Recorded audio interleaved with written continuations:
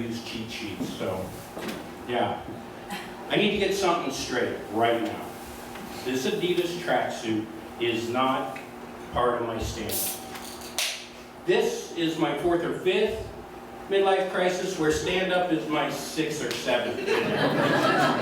This was around first. So my stand-up goals are pretty low. I don't want to throw up on stage. I don't want to shit myself on stage. Other than that, whatever happens, happens. Please, if you go in the alley, don't look behind the dumpster. On stage is the key words about it. So, James, our headliner, when I asked him if we could do this, he jokingly said, "Tracksuit Comedy Production." Awesome. When I made the flyer, the word comedy didn't fit.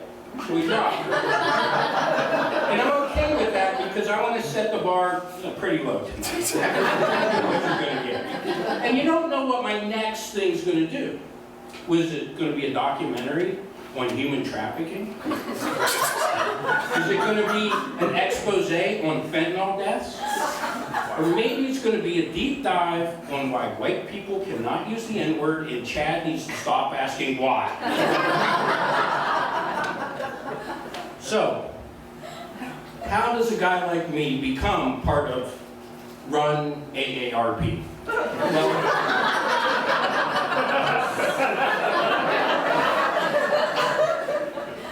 It's actually a fairly religious experience.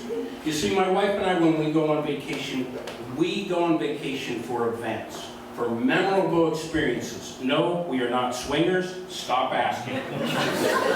We don't have to stop asking. It is kind of flattering every now and then, but it's never going to happen. So the one time we decided we're going to go to the Ark in Kentucky. For you people that don't know what the Ark is, it is a theme park based on the Old Testament Ark, the story of Noah. And the creators of it said it was built by the Old Testament blueprints. There's two kinds of people that go to the Ark. One group of people that believe a 600-year-old man built a boat and became the world's greatest zookeeper.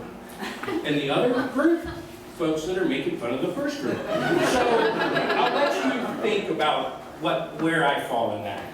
Now, it never did happen. We set it up, we were going to go, but then I went to buy tickets online.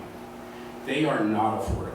They are very, very expensive. But to be fair, you have a religious group that I'm sure is spending money to feed the poor, to house the homeless, and to make sure we are inundated with so many commercials from political people here until November. Give me a break. I need to hear a freaking Kool-Aid commercial. So on this trip, we decided we were going to go as characters. And I bought a crushed velvet blue tracksuit. And I put it on and it was amazing. It was amazing. It felt so good. The sun shined on my face, the clouds parted, my soul, if I believe in one, was full. I loved it. But I'm not quite Mall Walker age yet. And this is very Mall Walker. So I never really got to wear it around. I wear it around the house every now and then. But we won't get into my sex life. So one day in Virginia, we're walking through a mall. Yes, there are malls in Virginia. And I walk by a Foot Locker. Yes, there's Foot Lockers in Virginia. And I see it. A black with white striped Adidas tracksuit.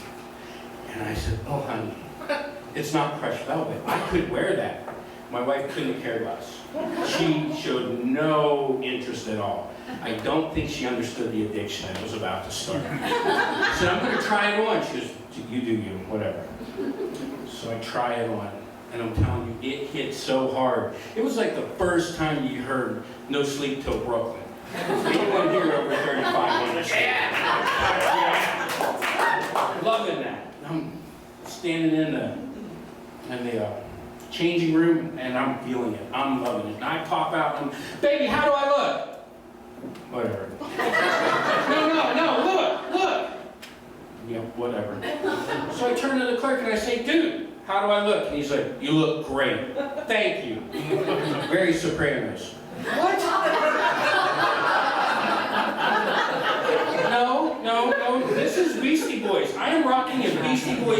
here, God damn it. I'm 1987. I'm 16 years old again. I was not 16 years old. This is rocking. He goes, you can try all day, dude. You're Tony Soprano at best. I didn't let it hurt my feelings. I went ahead and I bought it. And that's where the addiction started. You see, before I found Adidas tracksuits, I had a few different looks.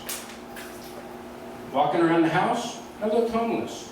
Getting ready for work, button-down shirt, slacks, I looked homeless, but a church got me ready for a job interview. There's just no way this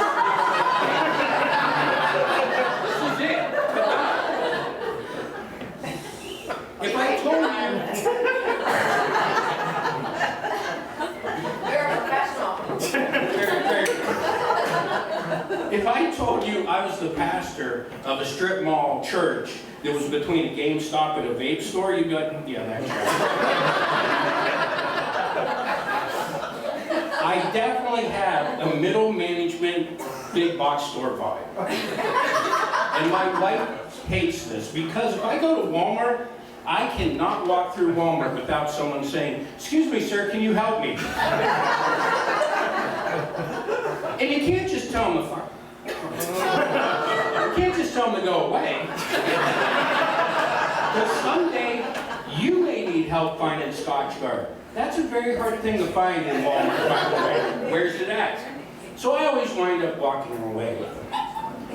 Tracksuits? I don't get that anymore. They look at me and go, nope. My son says it's because I look like I'm in the Russian mob. In today's political climate, I prefer Ukrainian mob. Thank you.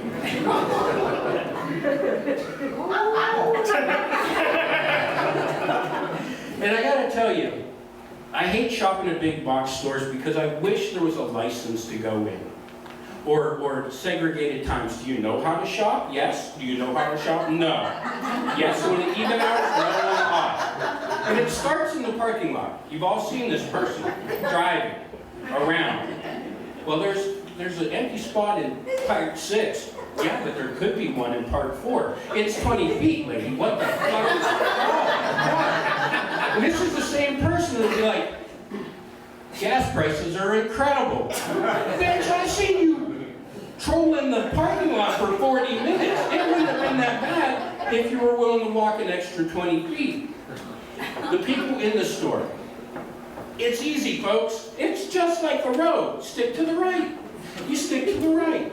Oh, I need someone on the left. Well, I still stick to the right. I turn, I cross the lane, get it, come back.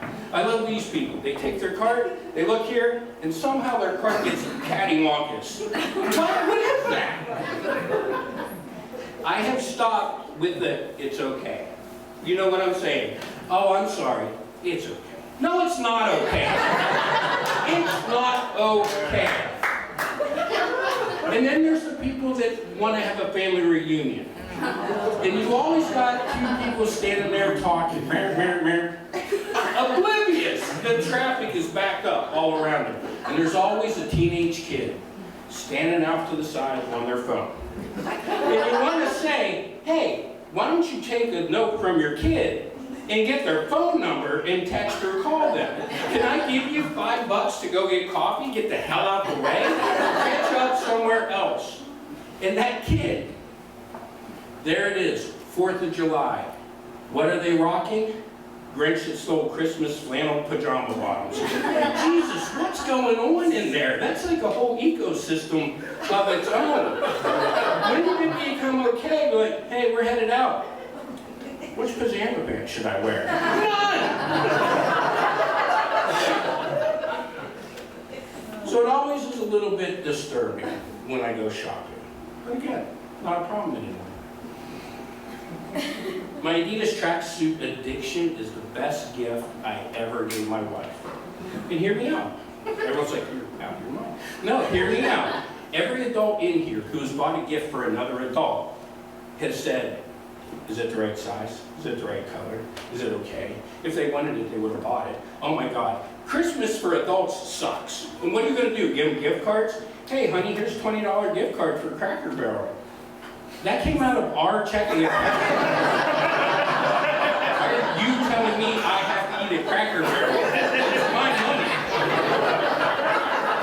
best gift I ever gave my wife. Actually, for my birthday, anniversary, Christmas, she knows what she's giving me. She bought me this one for Labor Day. Boom. Actually, this is a true statement.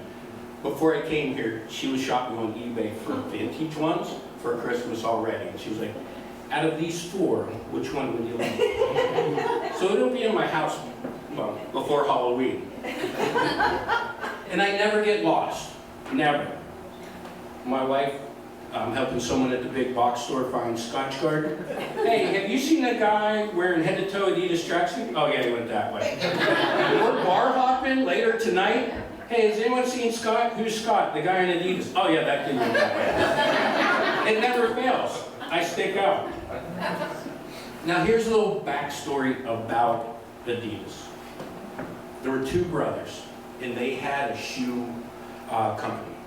After World War II, they broke up. They hated each other. They fought like cats and dogs. They hated each other. One started Adidas, one started Puma. So a town in Germany, to this day, folks either work for Adidas or Puma and they hate each other. The entire fucking town hates each other. It's like oil and water. They don't mix. You can't go to the wrong restaurant if you work at the wrong place. It's like cats and dogs. It's like Hatfields and McCoys. It's like far right and far left, Democrats and Republicans. Basically, this town in Germany is kind of our political world right now. And they hate each other. All over athleisure wear. If y'all don't understand that, athleisure wear. Athlete and leisure wear. I'm going to let y'all try to figure out where I sit on that. An athletic part or the leisure part. I know it's a hard one. Now, Adidas has made a few mistakes over the years. Michael Jordan, the greatest basketball player of all time. Forget your Kobe, forget your James. Michael Jordan is the best. Coming out of college, he called Adidas and said, I want to wear your shoes. I want to wear your product. I want to be part of your team. Just come close. Now, they could kill Jumpman Nike tracksuits in its cradle before it even started. Adidas, nah. The band Korn in the 90s, they came out with a song, Adidas. All day I dream about sex. Oh my gosh. They reached out to Adidas and said, we don't even want money, we just want free tracksuits because we think that's going to rock on stage. Nah, we don't do that. You know who did give them money and free tracksuits? Puma. What a great opportunity. Thanks, brother. And then another mistake they did design shoes with Kanye West. The Yeezys. Now, if any of y'all have seen these shoes, it's basically like if Crocs got the mumps. It looks like shoes designed for people with gout. These shoes are heinous. They look like a 40-something-year-old rapper who calls himself God created footwear. Oh, actually,